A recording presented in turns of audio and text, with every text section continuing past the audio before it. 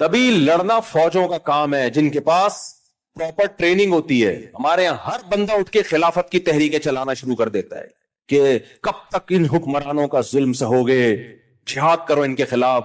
میرا بھی ایک کلپ چل رہا ہے جس میں میں کہہ رہا ہوں کہ اگر پاکستان میں حالات خراب ہوئے نا, ہمیں دنیا میں کوئی پناہ نہیں دے گا. ہم نے تو بہت لوگوں کو پناہ دی ہے, ہمیں کوئی نہیں دے گا. اس لیے حکمرانوں کو برا بھلا کہنا چھوڑ دو.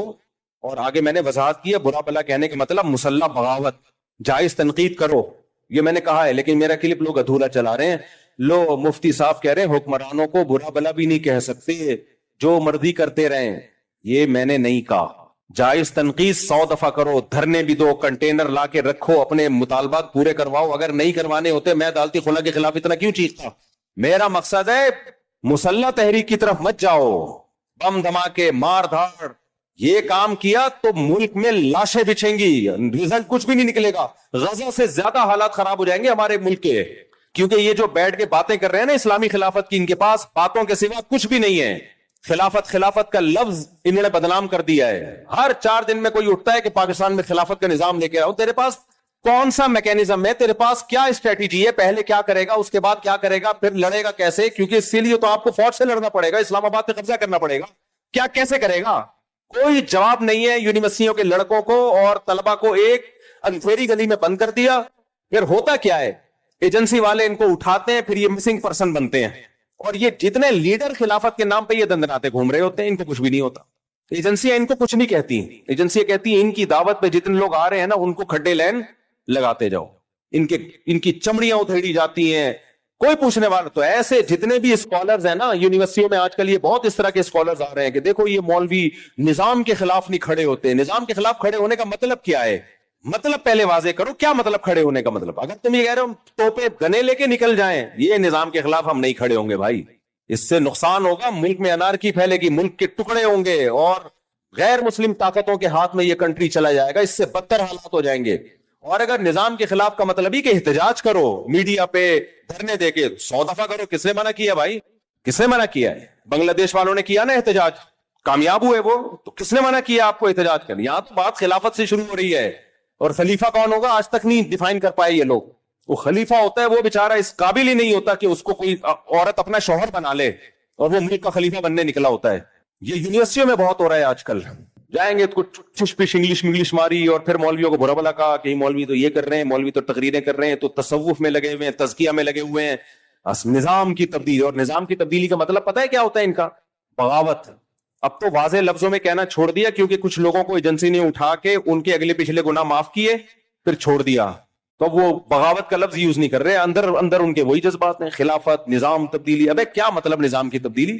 ہمارے پاس ایک سوٹیبل پیکج ہے نظام کی تبدیلی کا. وہ پیکج کیا ہے بھائی؟ یونیورسٹیاں بناؤ, اسکول بناؤ, تعلیم کو فوکس کرو, تاکہ آپ کی چھت کے نیچے جب کوئی بندہ پڑھ کے فوج میں جائے گا, جب کوئی بیوروکریسی میں جائے گا, جب کوئی عدلیہ میں جائے گا, ماحول آپ اس کو دینی ماحول دو گے تو وہاں جا کے فیصلے بھی کیسے کرے گا؟ اچھے. اور اگر آپ ان شعبوں میں نہیں گئے تو پھر یہ تمام اہم ترین شعبے آپ نے اسلام دشمنوں کے لیے چھوڑ دیے ہیں. پھر فوج میں بھی اسلام دشمن لوگ جائیں گے, عدلیہ میں بھی اسلام دشمن لوگ جائیں گے, بیوروکریسی میں بھی اسلام دشمن لوگ جائیں گے. پھر فیصلے آپ کے خلاف ہوں گے اور آپ دھرنے دیتے رہو گے. یہ ایک سوٹیبل طریقہ ہے نظام کی تبدیلی کا. یہ طریقہ نہیں ہے کہ آپ اٹھے اور دھم دھم کر کے آپ نے اتنے بندے وہاں مار دیے, اتنے بندے وہاں مار دیے. اس سے کچھ بھی حاصل ہونے والا نہیں ہے. اور اگر حاصل ہوا تو آپ کو نہیں ہوگا, ان طاقتوں کو ہوگا جو آپ کو فیور کر رہی ہیں. سمجھ میں آ رہی ہے بات کہ نہیں آ رہی ہے؟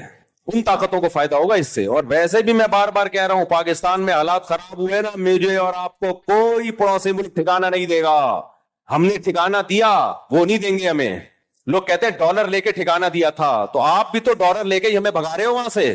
اور ہم نے کتنے افغانی یہاں پہ جو ہمارے بھائی ہیں, کیا ڈالر لے کے ہم نے ان کو یہاں ٹھکانہ دیا ہے؟ کس نے ڈالر لیے بھائی؟ آج بھی گھوم رہے ہیں, اور ہمیں خوشی ہے. 0 سے کروڑ پتی بن گئے, ان کی جائیدادیں ہیں, پراپرٹیاں ہیں. 100 دفعہ ہمیں خوشی ہوتی ہے اس سے.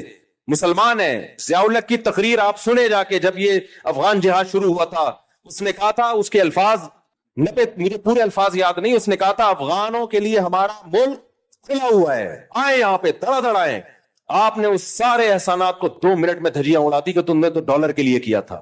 تو ہمیں کوئی بھی نہیں رکھے گا. اور معلومات جب تک آتھینٹک معلومات نہ ہو نا, تبصرہ مت کیا کرو. ऑथेंटिक मालूमात यही है कि तुम्हें कोई भी नहीं रखेगा। सही है, इस ذہن में रख, ना पड़ोसी रखेंगे, चाहे वो इस्लामी हुकूमत है, हमसे अच्छे होंगे, 100 दफा अच्छे होंगे, उनकी बड़ी कुर्बानियां हैं, 100 दफा कुर्बानियां हैं, उनके शहीदों के खून से खुशबुएं आई हैं, 100 दफा आई हैं, लेकिन मुझे और आपको नहीं रखेगा कोई भी, ये ذہن में रखना। और सिर्फ नहीं, ये नहीं कि रखेंगे नहीं, लित्तर मार के बाहर निकालेंगे, लित्तर मार के बोलेंगे दफा हो यहां से, इज्जत से भी नहीं निकालेंगे, लित्तर मार मार के निकालेंगे। वैसे ही मुलाकात के सिलसिले में चले गए तो ठीक है, रहने के लिए गए लित्तर मार के निकालेंगे, लित्तर मार के। यकीन नहीं आता, जाओ, चले जाओ, समझते हो? बाकी उनकी कुर्बानियों का कोई इंकार नहीं है, जो इस्लाम नाफिज किया उसका कोई इंकार नहीं है, 100 दफा। और सब हमारे भाई हैं भाई, किसी से नफरत फैलाना मकसद नहीं है। जितने पड़ोसी मुल्क हैं हम उनसे हम तो इंडिया से दोस्ती के कायल हैं, जो खालिसतन काफिर मुल्क है। बस सिर्फ इतनी नॉलेज देना मकसद है कि तुम्हें कोई रखेगा नहीं, समझ रहे हो? और सिर्फ निकालेंगे नहीं, लित्तर मार के निकालेंगे। इस पे लोग एतराज कर रहे हैं मेरे बयानात पे, मैं तो जो ग्राउंड रियलिटी वो बयान कर रहा हूं, बाकी तो हम तो दोस्ती के कायल हैं भाई। और जो भी हैं पड़ोसी मुल्क के हमारे भाई हैं, 100 दफा आज भी हम उनके लिए कुर्बानी देने के लिए तैयार हैं, 100 दफा तैयार हैं। इसको हम सबसे बड़ा जिहाद समझते हैं।